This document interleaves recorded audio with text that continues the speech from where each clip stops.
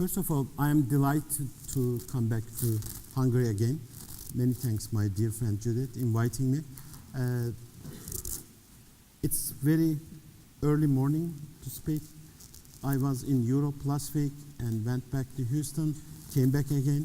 So I apologize if I am a little bit slow, sloppy. Also, I changed the topic. I have 3 parts, and I will first talk about the healthcare engineering in the 21st century. Then I will talk about a little bit 3D hydrogel-based precision medicine for cancer research. And the third part, if I have time, I will talk about how we can build the brain starting from single cell. I think these are, we have several unpublished data, and the good news for the cancer-related, we have 3 papers published, Nature Scientific Reports, and so I'm going to talk tiny bit on this. And I thought that the first part could be helpful for the students especially.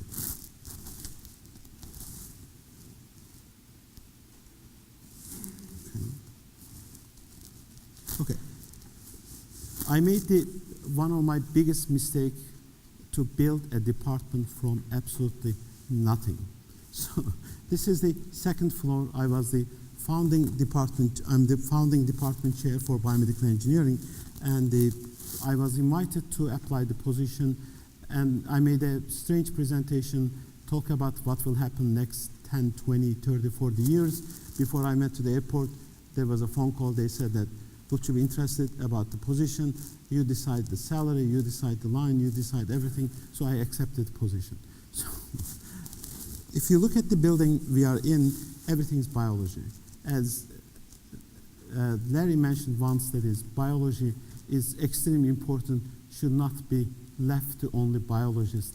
I think that as an engineers, we can also advance the field and benefit from biological part. This is one of the slides I used, I borrowed from the World Health Organization. If you look at this, which kind of disease we are going to save, we are going to suffer next decade. I think it's very important to decide your career. It's very important building the center and the institutions and department. First 4 diseases are more chronic disease, so which requires a lot of innovations from the engineering side. Because if you go to any doctor's office today, almost 90 to 100% everything envisioned, implanted, and designed by engineers. So the engineering innovation was a driving force to indeed to increase the quality of the healthcare, but we were not very successful to decrease the healthcare cost. So the next decades for the young people, it's very important to improve the quality, but we need to focus on more low-cost, affordable healthcare technologies. Second part is, if you notice that, is there's a significant increase in neurological disorders. So we have the pleasure right now living longer, and it's the life expectancy in Western part, developed countries, 80 to 85 for the men and women, and Asia also, Japan is the highest, and the rest of the world is coming up. To me, it's very important the quality of the life. It's not important how long do you live. So since we live longer, we have tremendous number of the cases from Alzheimer's to dementia, for these are all related to aging. The third one is cancer is right now is the global disease. It used to be certain part of the world, and it's right now you will go any country, any part, South, Central America, Asia, Pacific area, you will see that there's a significant increase. So early diagnostics for cancer research is very important. So these are the 3 pieces for our departments to build, and currently I hired 17 professors. We have 300 students, and it's almost 60, 70 PhD students. We graduated 25 students, PhD, all of them, they have the exceptional job positions. This is the PowerPoint to talk about the healthcare or biomedical engineering the job prospectus. It's one of the fastest growing field. In US at this, we have right now 150 biomedical engineering programs and departments. top engineering students, they prefer to go to the biomedical engineering. Also, 20% of our students, they go to the medical school. So it's the traditional medical school, the applications completely changed. We have the first university in the United States called engineering medicine. So it's engineering-based medical school is coming up more. More and more engineering professionals, they prefer to go to medicine. And the second part is also the next decades, I think there will be more and more job and positions, especially in the areas of computational part and the data science in medicine.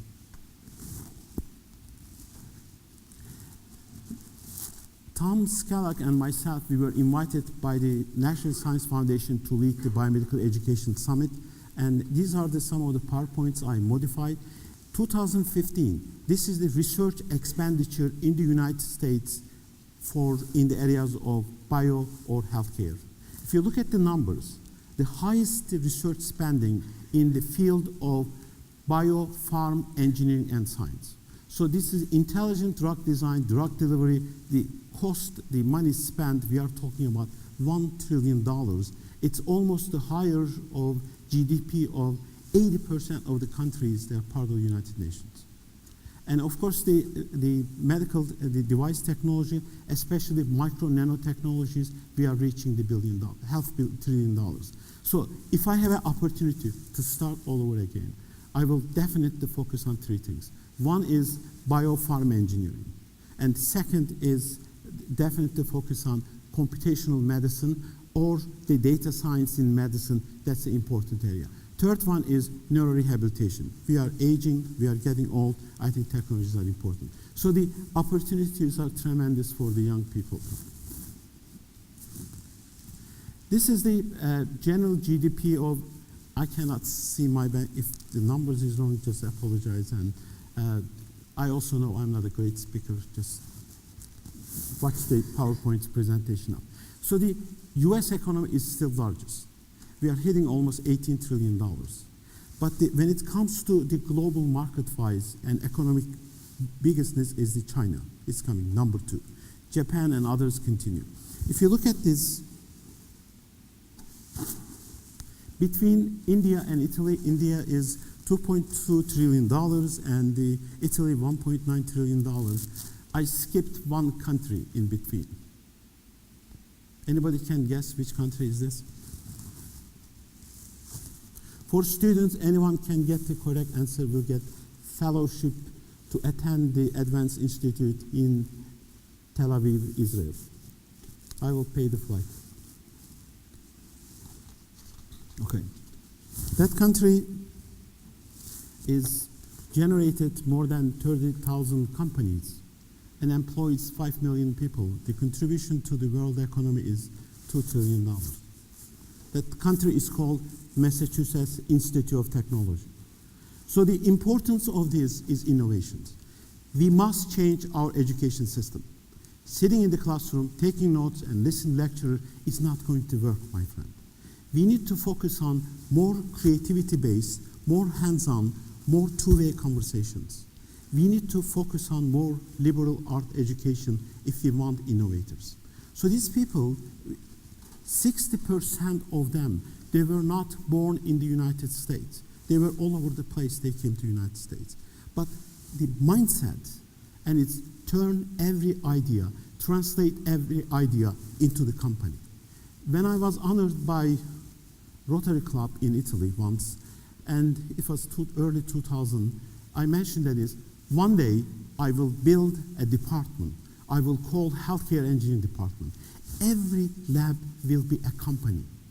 We need to think about how we can translate our research, how we can educate next generation leaders, and it's not just publish a paper. Is it possible to think about to partner with Roche and other companies, have turned everything, our students should be partnered with this, or build a company with our students, our young investigators, young researchers. So we need to think about the return on investment. That could be the next generation job. I'm very happy that my wife is not here, so I'm free to talk as much as I can. I don't need to be interrupted. But if you look at the leadership of this, the people they serve on the industry advisory board, they do not sit in their labs, and they are involved with many international activities as well. I'm from Houston, as I mentioned, but as a University of Houston, we have a new medical school we are building, and biomedical engineering is one of the driving force for the medical school. We are going to partner with them, and I'm talking about the design courses for them. I'm talking about the computational medicine, the courses we are going to teach, and we are going to have joint lab and joint research activities with them. Houston is a very interesting place. It's one of the expanded city. It's almost like Wuhan in China or Mexico City. It's all over the place. But there's one unique thing about it. It's a mecca for healthcare. We are talking about 37 hospitals. It's almost like 2 miles square foot, 2 mile radius, and you have 37 hospitals together, 3 medical schools, and there are roughly 10,000 cardiologists within a 50-mile radius. And there are 20,000 people are working, these PhD MDs are in the areas of cancer research.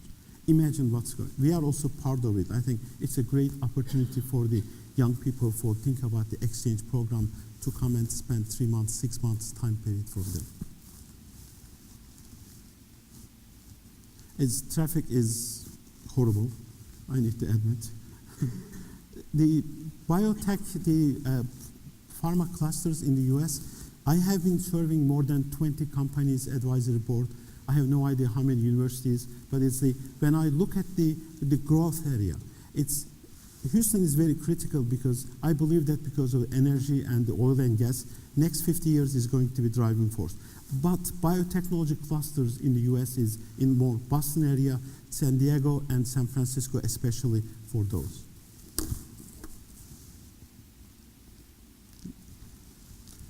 Let me talk about little bit the research, right? Not politics.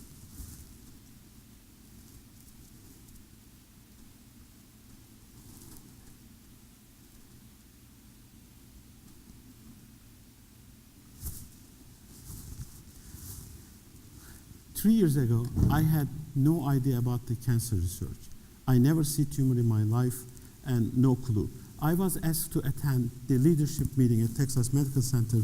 It was Dr. Robbins, who was the CEO and the president of Texas Medical Center, who is a very close friend of mine. He's currently University of Arizona president or rector. He left there. And I was sitting in the room. Everybody's talking about the research and the opportunities. And something came to my mind. Is it possible to have cell phone, just simple iPhone? If we get a biopsy from a patient, could be the breast cancer, could be ovarian cancer, could be something else, just tiny bit biopsy.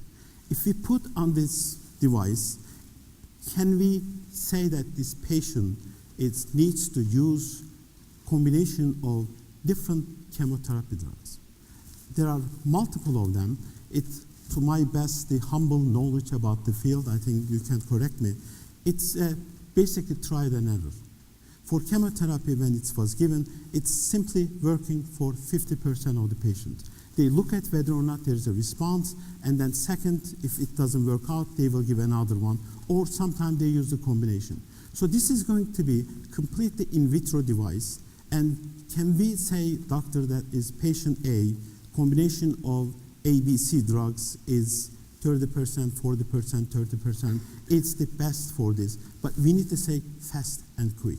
Because for GBM, for brain tumors, life expectancy is much shorter. Second is, for this device, is it possible to also to look at them, how drug is affecting gene expression, and it's also, we can see the sort of the shrink of the tumors, the spheroids, and also can we look at the gene expression, and we can confirm and basically look at the efficiency of the platform on this. So platform should be the small, and we can test several things. This was the just idea I mentioned.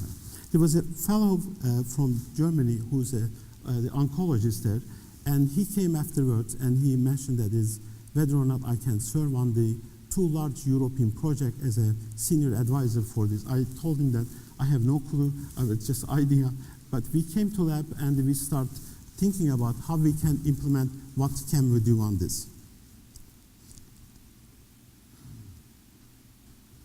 For the therapy, the current therapy is, of course, the best is the surgery. So look at the MRI images and look at the area and remove the sections.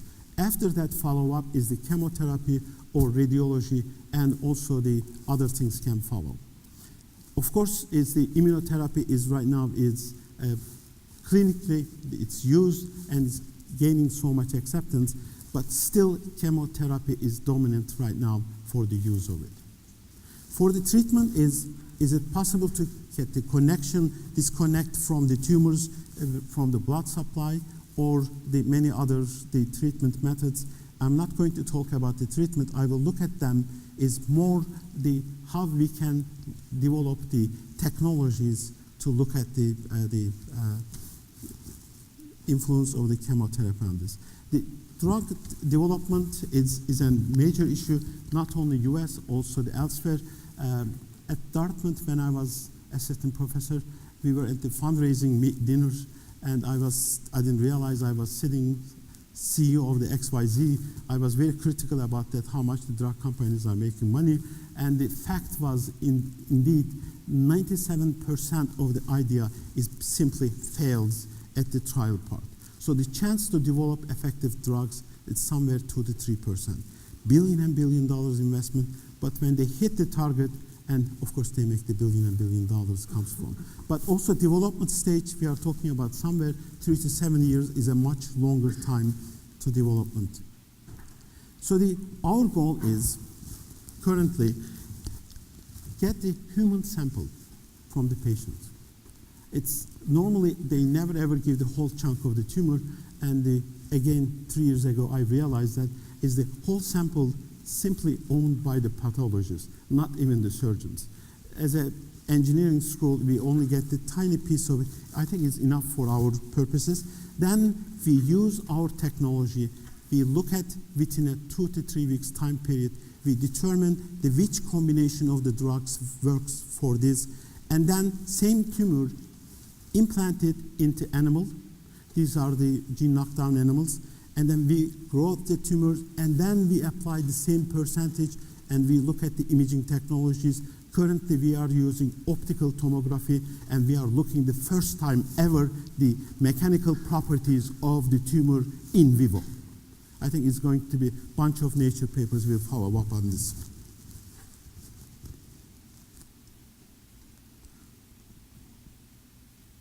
Okay, here's I mentioned the technology we use for, we call it brain chip.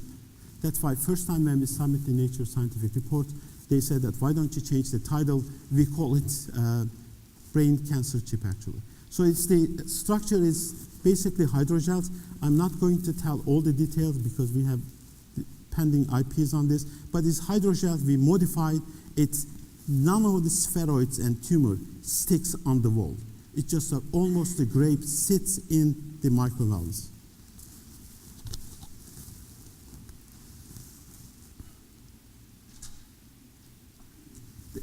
The production is the lithography. I'm sure that many of you are very familiar with this. It's the double layers, and it's basically we create the patterns.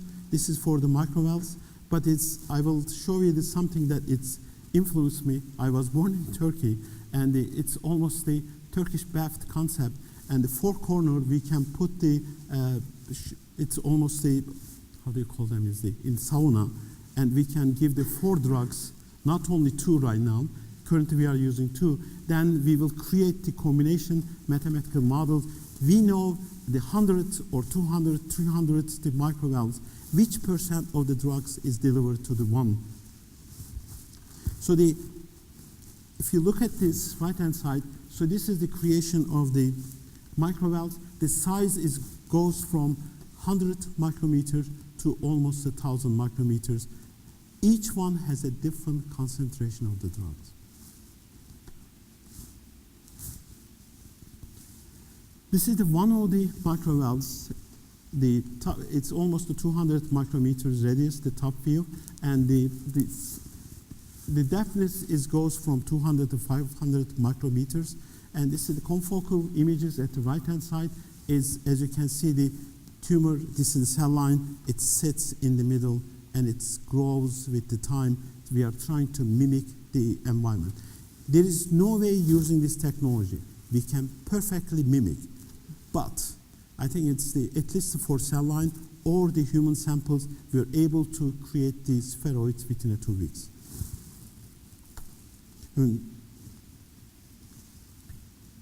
These are the several different time length. It goes from 1 to 14 days. With the time, as you can see, that the first one, day 0, we can even count the number of U87, the cells we are putting in the microwells.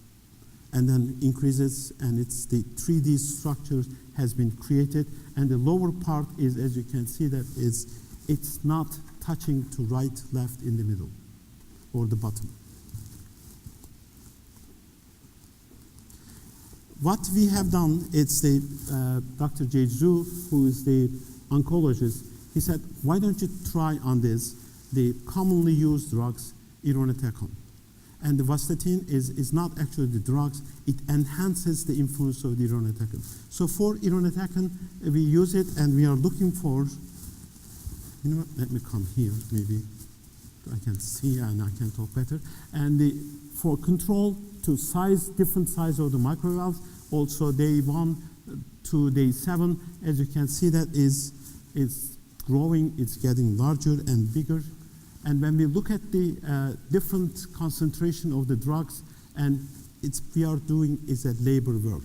This is not the sophisticated way to do it. So graduate students, they always have plenty of times, right? And we tell them, try 10, 20, 30, 50, 100, and I will tell you that the innovation is coming afterwards. So if you look at this, when we increase the concentration of the drug, 200 micrometers, it's the viability, at the cell viability is almost coming to 90%. So basically, we are killing 90% of the tumors and only 10% survival. Increasing the concentration is not good because also you are also destroying the other cells. Also, the many other issues will follow up on this. Second one is the pitavastatin. Is, as you can see, the different concentration level and the different days. And when we look at the pita, is again 200 micrometers, micromoles. It's really the heavily influenced the cancer cells. So when we look at the combination of these two combinatorial, and you have many different levels, and you need hours and days and months and years to get this work, and to look at the optimal one, the combination 10 micromole to 50 micromole is the ideal one to determine. So then you will lose half of your graduate students. They will almost work the assembly working line. So we need to look at something more intelligent, much faster, much quicker, and has the influence on this. So what we decided to develop the chips. I think it's better to show up directly from here. Okay. We build a new structure. Both sides are closed, and we have, in this case, we can give 2 drugs, A and B. Also, right now we can give 4 drugs. Think about the 3D structures. So the A drug is the first row will get the 100% of the drug A and will get the 0% of drug B. Lower part will get the 100% the microwells here and the drug B and 0% of the drug A. And in between, the different combinations. We have mathematical model. If you show me any of them, I can tell exact concentration of this. When you have the 4, and we can have the 4 different concentration of this. So you don't need to change the concentration one by one. You give the drug at the same time to look at how the different combination affects it. The concept came to my mind because my father was the leader of the XYZ party in Turkey, and we had the local, the Ottoman hammam or something, and they have the 4 corners at the sauna, and it's the 4 different drugs. I thought that it's going to be a good combination. And it's actually the doctors like the idea. Let me go back and tell you that how we design. So again, it's the top view. If you look at them, it's closed and only flow is coming. And we look at any leakage is between them. Also, the system is so smart, so intelligent that is any drugs leaked, osmolality principle, we can get it back. So we are not losing any drugs. No leakage in between them. And it was a major concern by the doctors.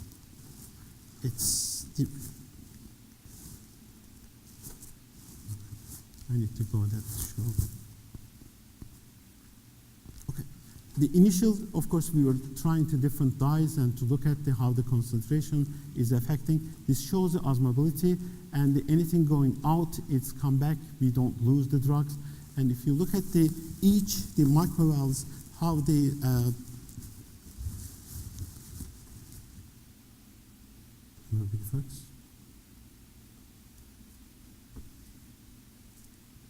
so the cells are so smart, and we guide them, not magnetic yet, my friend. We will use the Sozas techniques actually to guide them. And also, they goes and they stick there. We are not losing them, and we can use the different type of it.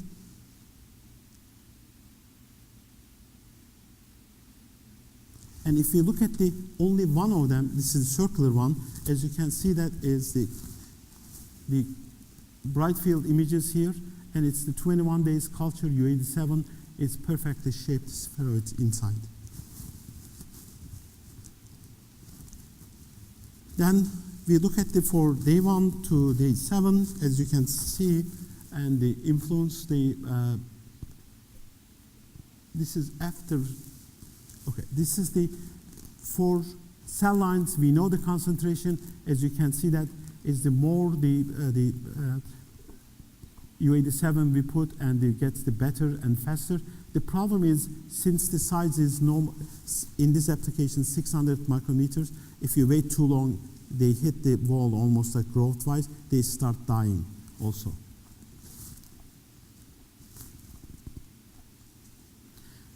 Anyway, the short summary is, using these techniques, we repeated 1 year work within 2 or 3 weeks, and we were able to show that 10 micromole Irinotecan, 50 the vastatin, we can get the perfect one, and using the one microwell is out of hundreds of them. So it's what I was trying to, this may not be the perfect approach. What I am saying that is simple engineering thinking, how much difference makes. It saves the 1 year effort. Okay, this is the drug application, and we also observe the same things, and after the drug is given within 1 week, and it starts disassembling the tumor cells, and it's like makes them cell viability is 85%, is only 10 to 15% tumors survive in that cells.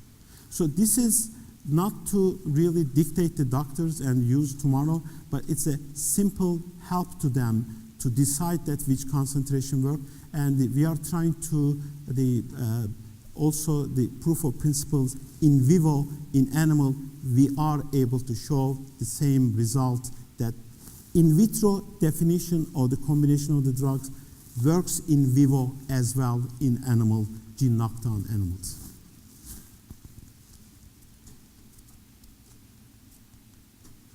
Okay, so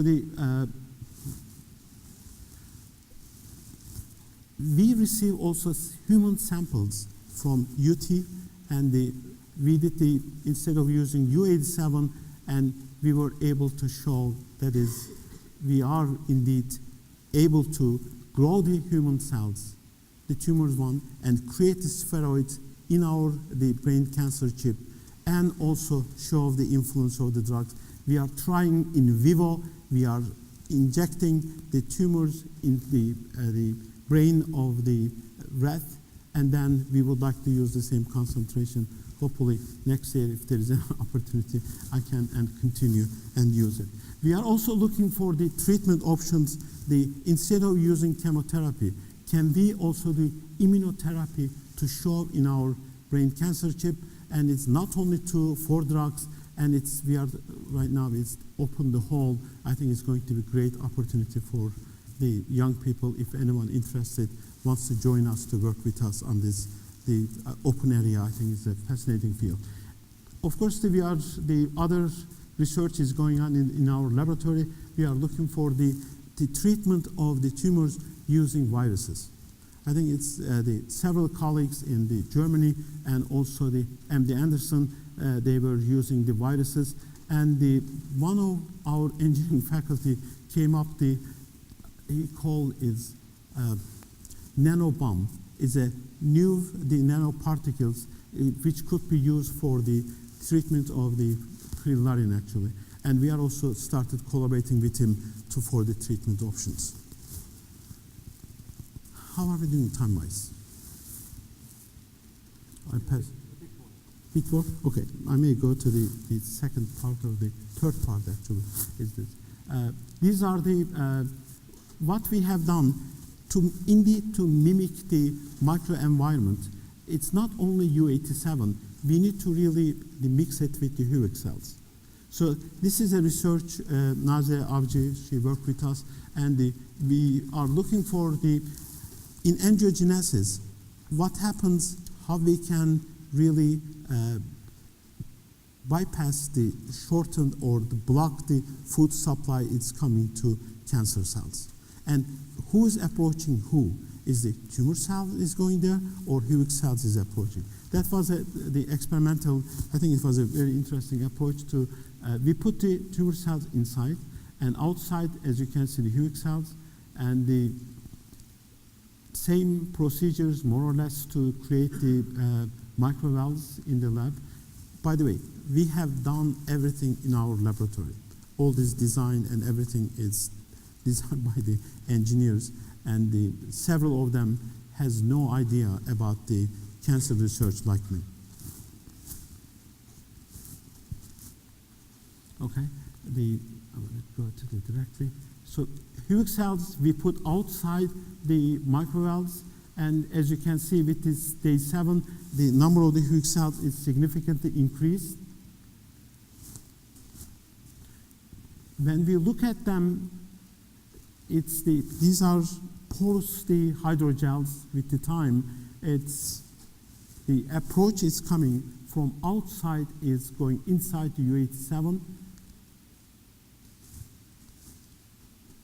Day 0, day 7, day 1, and when we put the viruses or, oops, I lost everything. Sorry.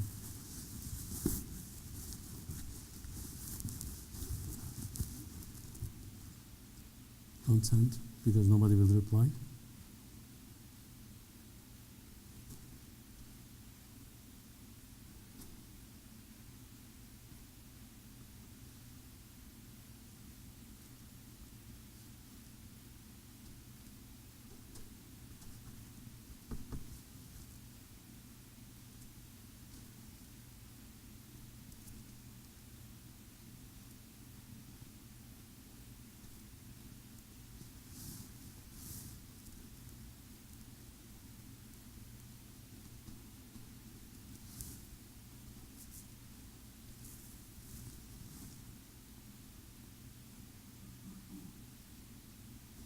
Okay.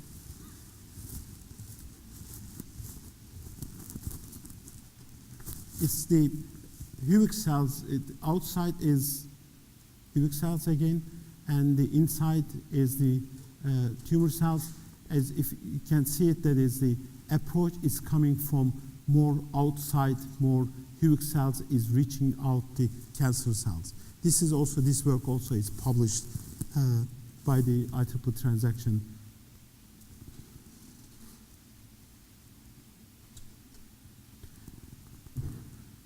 So we are, as I mentioned, in vivo is right now the new area that we are looking for, and the in vivo imaging based on the the imaging technologies. And I just want to move into the one more thing that I will talk to you about the recent work in the lab. As you can see how well I am organized, right? In addition to cancer research, we have spent more than 25 years to understand the cause of the sudden infant death syndrome. I was 4 years old when my sister died in Eastern Anatolia, Turkey, from the SIDS. She was a healthy baby. We had no idea what happened. And she just one morning, he passed away. I believe that is nicotine and also heating the respiratory neural network in brain could be responsible for subset of the SIDS syndrome. Years passed, I was faculty at Dartmouth. We received almost $40 million jointly, Harvard, Oxford, Dartmouth College, and my wife and I, we received 2 R01 and multiple grants, just to test the concept of effect of the nicotine in respiratory neural network. And also, is it possible to look at the influence of the music, classic music, the neural growth, because most of the sudden infant death syndrome, it happens between 2nd and 4th month. This is the time the networking of the neurons slows down. We were able to show, first time, in isolated cells at Dartmouth, that is, this is for the piglets, and we didn't have the human cells, of course.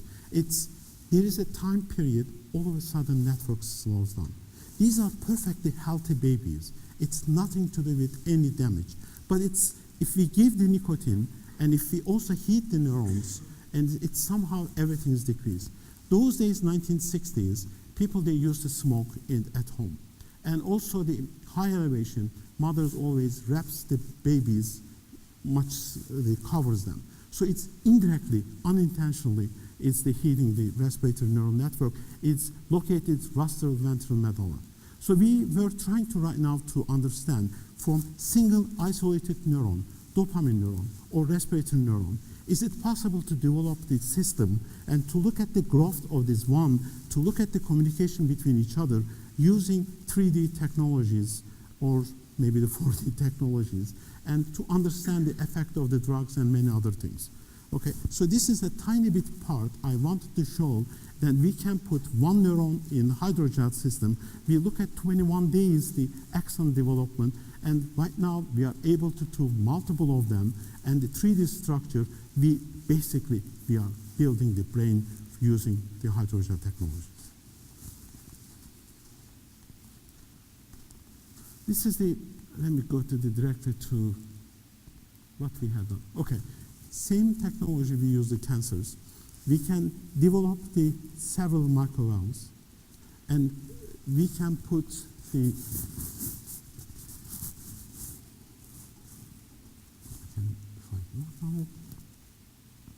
only single neuron in the area, and as you can see, the development is the time-wise is changing from 1 to, I think right-hand side is almost the 2 weeks to 5 weeks time period is completely captures the motivation on this. So that's one of the area that we are so much interested to look at the using the not only hydrogel technologies or advanced tissue engineering that to building blocks that to create something is unique and informative. Okay. Let me stop here, otherwise there's not much time for the others. Let me know if you have any question on anything what I presented or anything related to healthcare, what's going on globally. I will be delighted to share with you. Thank you so much.